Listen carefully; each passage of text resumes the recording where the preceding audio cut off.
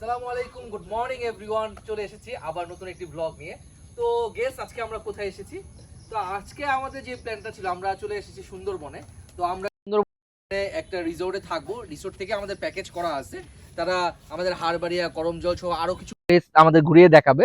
তো এখন আমরা যে রিসোর্টে চলে আসছি এটা হচ্ছে বাধাবন ইকো রিসোর্ট। এই রিসোর্টে আমরা আমাদের জন্য রুম ঠিক করা হয়েছে, আপনারা দেখতেই পাচ্ছেন। ইরাবতীর রুমে আমরা 7 জন আছি, আমাদের টিমমেট। খুব সুন্দর একটা প্লেস, ভাসমান একটা দেখতে পারবেন। ফুলও আছে, আপনারা চাইলে এখানে মাছ ধরতে পারবেন, এখানে গোসল করতে পারবেন। খুব সুন্দর এনভায়রনমেন্ট। আজকে আমরা এখানে থাকবো, পুরো ভিডিওটি ডিটেইলসটি আপনাদের সামনে তুলে ধরবো। আশা করি ভালো লাগবে। এখানে কেউ আসবে না তো, আপনারাই শুধু। দীপু সেন অলরেডি চলে আসছে, বাসের জন্য ওয়েট করতেছে।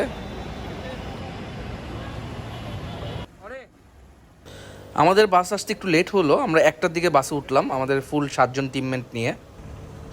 তো এখন পদ্মা সেতু দিয়ে আমরা পার হচ্ছি, ফরিদপুরের দিকে যাচ্ছি। পার পার্সন 600 টাকা করে পড়বে নন এসি বাস। এই রোডে সব নন এসি বেশি চলে বাস। তো সকাল 6টার দিকে আমরা মংলা পোর্টে চলে আসছি। এখান থেকে নদী পার হয়ে পার পার্সন 5 টাকা করে পড়বে। পার হয়ে আমরা ওই পারে যাব, ওইখানে আমাদের কোনো রিজার্ভ করা অটো ওয়েট করতেছে। অটো দিয়ে আমরা বাদাপন ইকো কটেজে যাব। আর গ্রাম্য পরিবেশ, গ্রাম্য রাস্তার মধ্যে দিয়ে আমরা এগিয়ে যাচ্ছি। চারপাশে ঘের রয়েছে মাছের। খুব সুন্দর একটা এনভায়রনমেন্ট এখানে, গ্রাম্য এনভায়রনমেন্ট।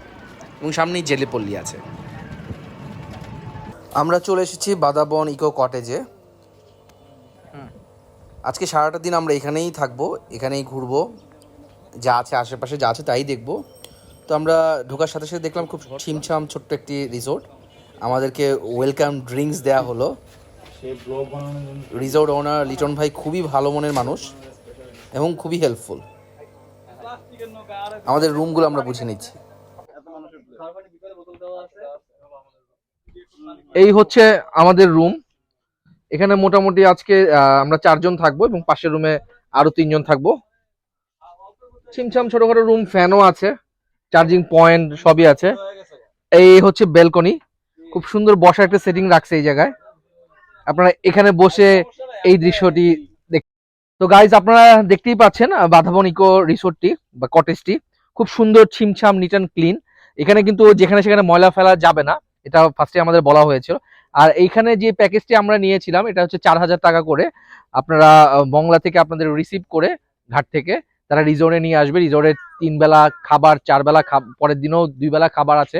আর পুকুরে মাছ মারা, তারপর গোসল করা এবং বোটিং করা যেটা আছে সেটা আছে। তারপরে আগামীকাল আমরা এখান থেকে ওদের প্যাকেজের আওতায় বোট করে আমরা করমজল সহ হারবাড়িয়া সহ আরো কিছু স্পট ঘুরে দেখব।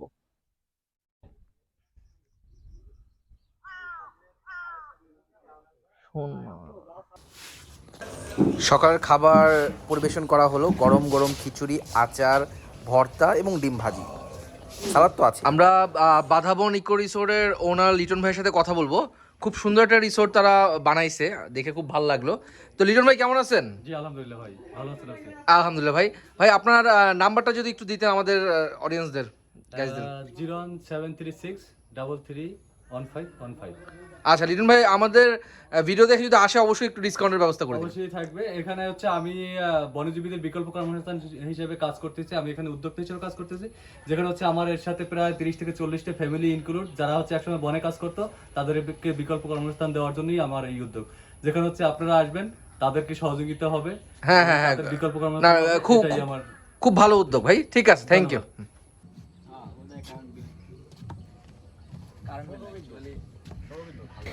সকালের নাস্তা শেষ করে হালকা আড্ডায় আমরা মশগুল এবং সারাদিনের প্ল্যানিং করতেছি যে কি করতে হবে।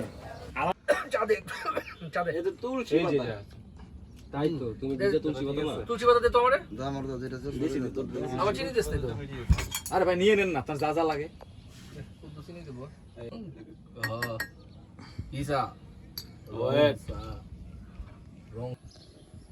এই মাছ আছে রে? মাছ পাই নাই ভাই, অনেক মাছ, মাগুর, শৈল, মার মার, বারবি করে দেবো। পাঙ্গাসও আছে, বড় বড় মাছ আছে তো ওই যে ওদিকে। তুমি ধরছো?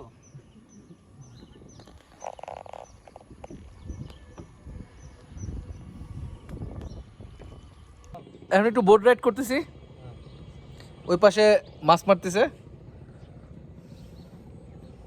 এই পাশে আমরা রাইড করতেছি।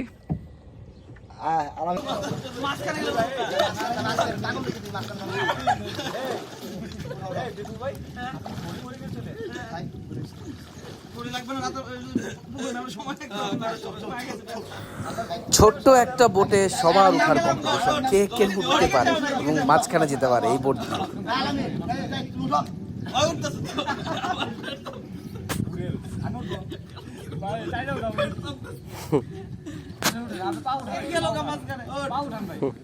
কি মোটর মোটর উঠতেও পারে না।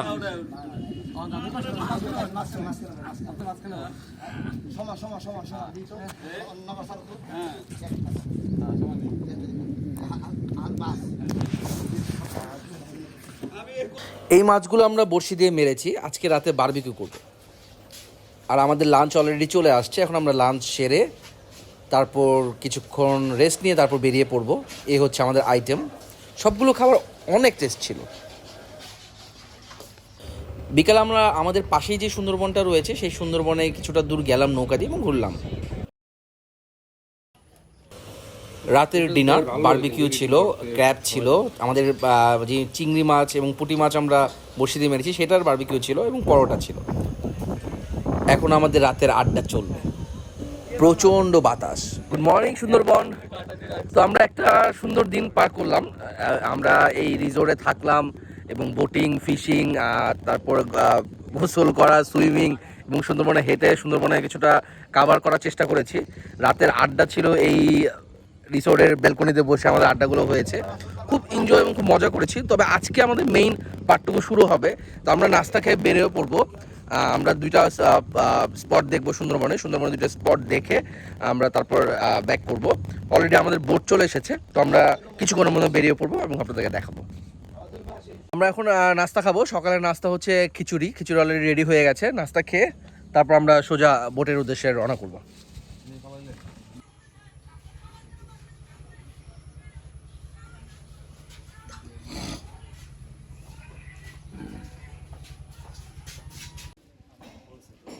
অটোতে করে আমরা এখন নদীর ঘাটে যাব। নদীর ঘাটে আমাদের জন্য বোট ওয়েট করতেছে, সেটা দিয়ে আমরা ঘুরবো প্লেসগুলোতে। এবং লিটন ভাই আমাদের সাথে আছে অ্যাজ এ গাইড হিসাবে। খুব ভালো একটা পরিবেশ আজকে, এখন পর্যন্ত বৃষ্টি হয়নি, তো আমরা এগিয়ে যাচ্ছি আস্তে আস্তে মেইন বনে। করতে হবে, কারণ বোটে সবসময় মুভমেন্ট করা যাবে না, আমাদের এক জায়গায় বসতে হবে। বারবার যদি আপনি মুভমেন্ট করেন বোটটাকে অনেকবার ঘুরবে। অতএব আমরা সবাই কেয়ারফুলভাবে জার্নিটা শেষ করি। জলে কুমির, ডাঙায় বাঘ, গাছে সাপ, অতএব প্রত্যেকটা পদে পদে আমাদের বিপদ, যার জন্য আমাদের অবশ্যই সাবধানতা অবলম্বন করতে হবে এবং আমাদের ফলো করতে হবে। আমি ওরা একটা অ্যাঙ্গেল নিতে করছি হচ্ছে ডলফিন পয়েন্ট। তো এইখানে নাকি ডলফিন দেখতে পাওয়া যায়, অনেকে দেখছে অলরেডি, আমরা এখন পর্যন্ত দেখি নাই, তো আশা করি দেখতে পাবো ডলফিন। ইনশাল্লাহ দেখতে পাবো।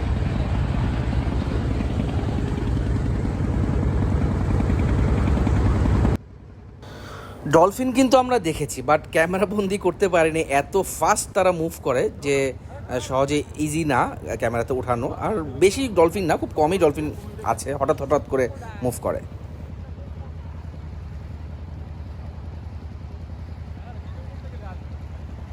অলরেডি বৃষ্টি শুরু হয়ে গেছে, আমরা ছাতির প্রোটেকশনে আছি বৃষ্টির মধ্যে।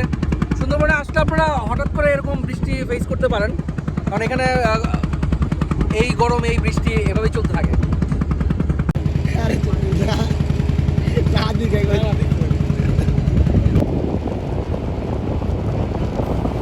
1 আওয়ার বোটিং করে আমরা হারবাড়িয়া ইকো রিসোর্টে চলে এসেছি। তো এখন আমরা হারবাড়িয়া ঘুরবো, তারপর 3 ঘন্টা বোট পার দিয়ে আমরা করমজলে যাব।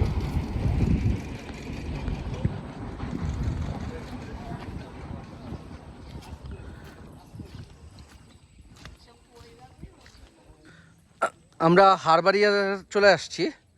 তো হারবারে প্রথমে ঢোকার পরে আপনি দেখতে পারবেন পর্যটকদের জন্য করণীয় কিছু নির্দেশনা দেওয়া থাকবে।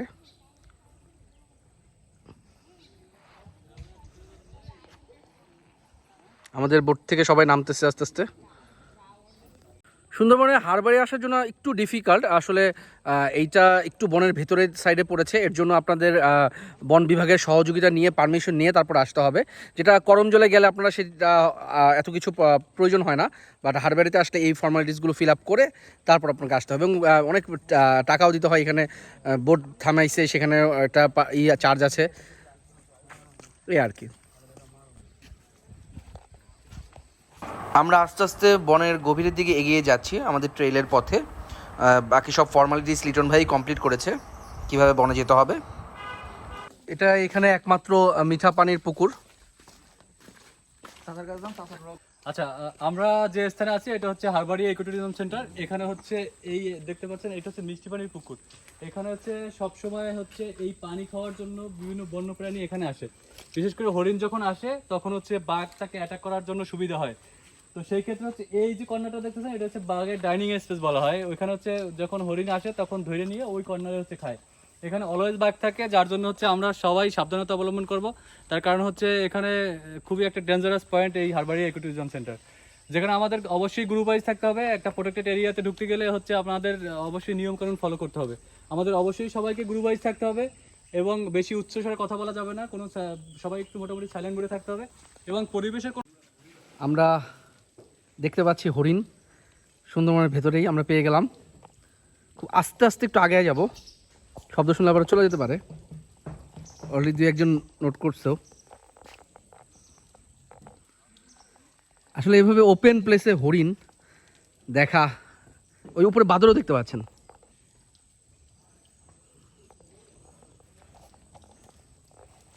ওই পারটা যাওয়া যাবে না, খালটা শুকিয়ে গেছে, আমরা এই পার থেকে দেখতে হবে। ভাই আমাদের সাথে যাচ্ছে সুন্দরবনের ভিতরে, আমাদেরকে প্রোটেকশন দিবে, সেফ দিবে। রশিদ ভাই লাস্ট কবে বাঘ দেখছিলেন আপনারা? 2-3 মাস আগে বাঘ দেখছি। এখানে বাঘ ছিল, দুইটাই বাঘ আইছিল। আর বাঘের থেকে ম্যাজিস্ট্রেট আইছিলে, তারাও দেখছে। আর এবং এই সুন্দরবন হচ্ছে 10,700 বর্গ কিলোমিটার, আমাদের বাংলাদেশ হলে 6,700 বর্গ কিলোমিটার। আচ্ছা। আর 4,000 হলে ভারতে। আচ্ছা। এর ভিতর বাঘ আছে 2 থেকে 240টা, আর হরিণ আছে প্রায় 5 থেকে 5.5 লক্ষ। এবং এই সুন্দরবনে ওই যে আপনার শ্বাসমূল দেখেন, ওই শ্বাসমূল থেকে অক্সিজেন টানে গাছে, গাছে যেটা ছাড়ে সেইটা আমরা ধরি, আমরা যেটা ছাড়ি সেইটা গাছে না। আচ্ছা। এই হলে বাংলাদেশের মেন গ্রুপ। আচ্ছা ভাই, আচ্ছা টুরিস্ট নিয়ে যাওয়ার সময় কখনো কি বাঘ দেখে গুলি করতে হয়েছে? বা আমরা টুরিস্ট যদি বাঘ সামনে পারে আমরা ফাঁকা গুলি দিব, অফিস দ্বারা আরো সাহায্য করবে। না আপনারা কখনো গুলি করছেন নাকি বাঘ দেখছেন? এরকম দুর্ঘটনা ঘটছে, আচ্ছা। কোনো অসুবিধা নাই। এবং তখন অফিস থেকে আরো সাহায্য করবে। আমরা দর্শকের ক্ষতি যেতে না হয় আমরা সবসময় ফলো করে চলি। আচ্ছা। এবং তাদের সাহায্য সবসময় করার জন্য চেষ্টা, এবং আমরা এইভাবে থাকি। ঠিক আছে রশিদ ভাই, তাহলে আমরা এখন বনের ভিতরের দিকে ঢুকি, চলেন। হ্যাঁ, ভিতরে চলে যাচ্ছি। ওকে। একদম ঘুরিয়া সামনে ফেলে। এখান থেকে মানে অনেক শক্ত এটা। আচ্ছা, গোল পাতার ফল। একটা ট্রেইলের মধ্যে দিয়ে আমরা যাচ্ছি। আমরা এই পুরো ট্রেলটা দুই পাশে জঙ্গল, আর এবং হারবাড়িতে আপনারা অ্যাভেলেবেল বাঘ আসে, এটা আগেও শুনেছেন, এবারও শুনলেন। খুব রিস্কি একটা পয়েন্ট। তো আমরা এখন আস্তে আস্তে ভিতরের দিকে যাবো এই ট্রেলের মাঝখান দিয়ে। অলরেডি বৃষ্টি পড়ছে, তার জন্য পরিবেশটা আরও ছমছম, একটু ভয়ঙ্কর ফিলও ব্যাপার আছে, কারণ এই এদিক থেকে শব্দ হচ্ছে, এই ওদিক থেকে শব্দ হচ্ছে, আর বানর তো আছেই। তো যাই, হাতি কিছু করতো না, হাতি খালি বন্য হাতিরে করে ইয়া নীল কালার হাতি কিছু করে না, বন্য হাতিও মামা, বাঘও হে মামা। হরিণের পায়ের চাপ কোনটা ভাই? ওই যে ওই পাশে হচ্ছে হরিণের পায়ের চাপ, এই মাত্র গেছে, ওই যে এখনো পানি পুরো ভরে। হ্যাঁ। আর এইটা হচ্ছে বাঘের পায়ের চাপ, ওই হরিণে অ্যাটাক করার জন্য সে বাঘ দৌড় এটা কি তারা আজকের একটু আগের মনে হয়? একটু আগে। এই যে একদম এখনো যদি পুরনো হইতো তাহলে পানি ভর্তি থাকতো ভিতরে, কিন্তু এখনো পানি ভরে নাই ওই ভিতরে। ও ঠিক আছে। এর ভিতরে বাঘ লুকাই থাকে। যখন বাঘ হাঁটতে যায় সাইড দিয়া, তখন বাঘ জাম দিয়ে ধরে। বাঘ 20 হাত জাম দিতে পারে, আর হরিণ 21 হাত জাম দেয়। এই জন্য বাঘ একাতির ভিন্ন হরিণ অ্যাক্সিডেন্ট কমায়, যখন পৃথিবী তাকায় তখন হরিণ অ্যাক্সিডেন্ট হয়। এইটার নাম আচ্ছা, এটার উপরে কি? এখন আমরা হারবাড়িয়ার ওয়াচ টাওয়ারে উঠবো, দেখবো যে ওয়াচ টাওয়ারের উপর থেকে ভিউটা কেমন। এবং আপনারা দেখতেই পাচ্ছেন ওয়াচ টাওয়ার থেকে ভিউ, একপাশে বিশাল বন এবং অপোজিটে পশুর নদী।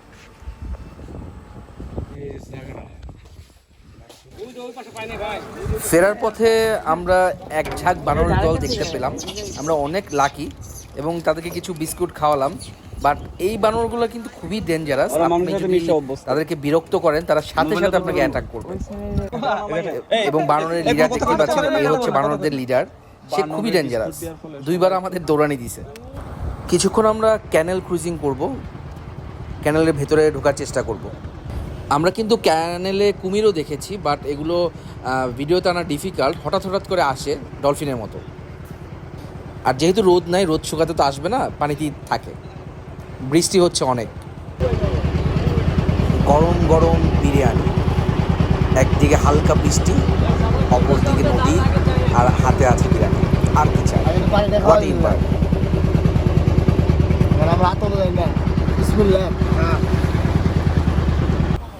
3 নাম্বার সংকেত শুরু হয়ে গেছে। আমরা জানতে পারলাম যে এখন 3 নাম্বার সংকেত চলতেছে, এই জন্য সাগর এত উত্তাল। এই উত্তালের মধ্যে আমরা ভাসতে ভাসতে এগিয়ে যাচ্ছি। তবে লিটন ভাই আমাকে এনশিওর করলো যে এটা ফাইবারের বোট, যত কিছুই হোক বোটটা ডুববে না, পড়ে গেল আবার ভেসে দাঁড়াবে, বোট ডুববে না। সো আমরা বোট ধরে রাখলেই সেফ থাকতে পারবো। আর দেখতেই পাচ্ছেন স্রোতের বিপরীতে কিভাবে নৌকা চালাচ্ছে, তাদের জন্য খুব ইজি এই কাজ। তল ঢেউ, ঝড় চলতেছে, ঝড় শুরু হয়ে গেছে, বাতাস।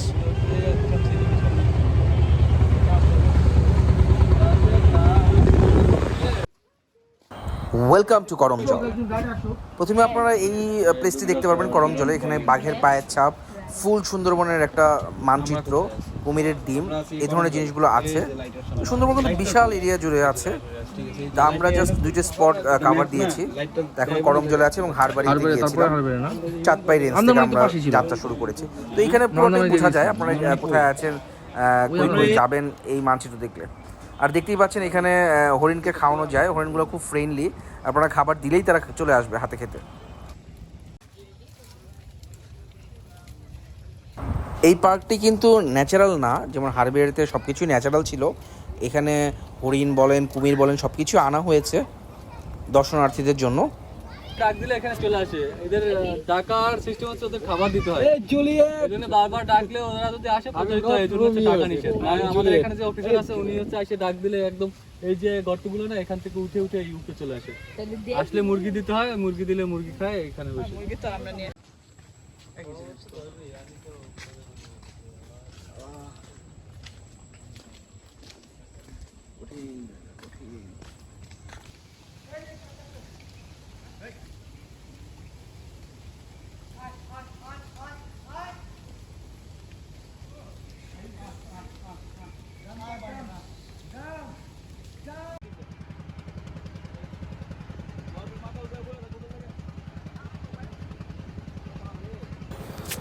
করমজল থেকে বের হতে হতেই আমরা ঝড়ের কবলে পড়লাম। আস্তে আস্তে করে ঝড় বাড়ছিল এবং প্রচণ্ড আতঙ্কে, প্রচণ্ড ভয়ে ছিলাম আমরা দোয়া পড়তেছিলাম।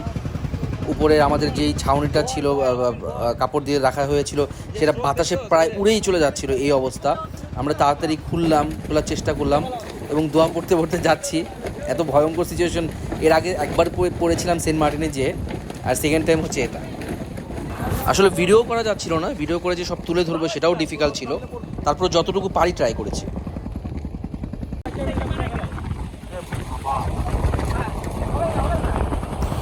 তো এই অ্যাডভেঞ্চার রাইডের মধ্য দিয়ে আমরা মংলা পোর্টে অবশেষে পৌঁছেছি এবং আজকের ভিডিওটি আমরা এখানেই শেষ করতে যাচ্ছি।